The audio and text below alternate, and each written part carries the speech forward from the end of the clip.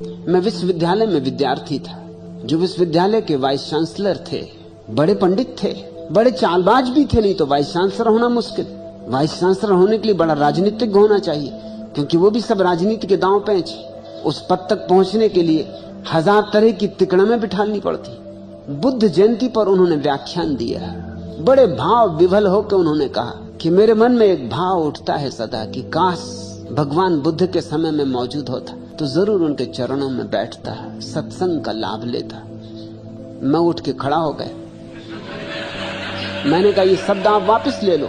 मैं सुनिश्चित रूप से कहता हूं कि अगर आप भगवान बुद्ध के समय में होते तो उनके पास भी नहीं गए होते।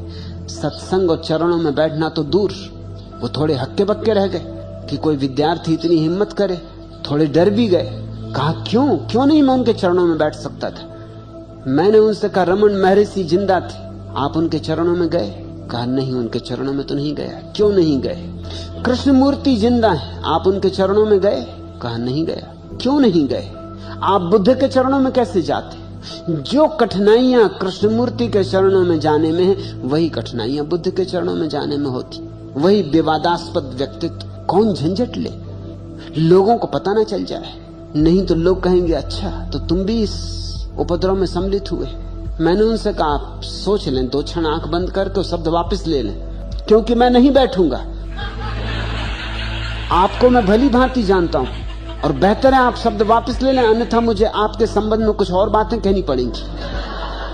तब वो घबरा गए। उन्होंने कहा कि मैं अपने शब्द वापस लेता हूं, क्योंकि तब मैं उनके सामने बताने वाला था, क्योंकि यूनिवर्सिटी में उनसे ज्यादा शराब पीने वाला आदमी दूसरा नहीं। ये बुद्ध के चरणों में कैसे जाते? उनसे ज्यादा झूठ बोलने वाला आदमी दूसरा नहीं। ये बुद्ध के चरणों में कैसे जाते? राजनीतिज्ञों की खुशामद, 2 कौड़ी के राजनीतिज्ञों की खुशामद, उनके पैर दाब दाब के तो वो वाइस चांसलर हुए।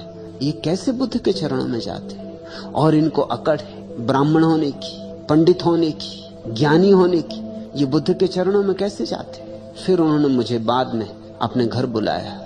घर मुझसे कहा कि इस तरह बीच में नहीं खड़े हुए जाता, आखिर कुछ मेरा भी तो ख्याल करते। मैंने कहा मैं बुद्ध का ख्याल करूं कि आपका ख्याल करूं? मैंने बुद्ध का ख्याल किया और मैं आपको चेतावनी दिए देता हूं कि जब तक 2 साल में इस विश्वविद्यालय में रहूंगा, आप सोच समझ के बोले। अगर आपने कोई ऐसी बात कही जो मुझे लगी कि ठीक नहीं है तो मुझे रोका नहीं जा सकता। वो 2 साल फिर बोले ही नहीं। फिर बुद्ध जयंती आए, महावीर जयंती आए और कृष्णाष्टमी आए, दूसरे लोग बोले मगर वो बैठे रहे, क्योंकि मैं बिल्कुल सामने बैठा रहूं।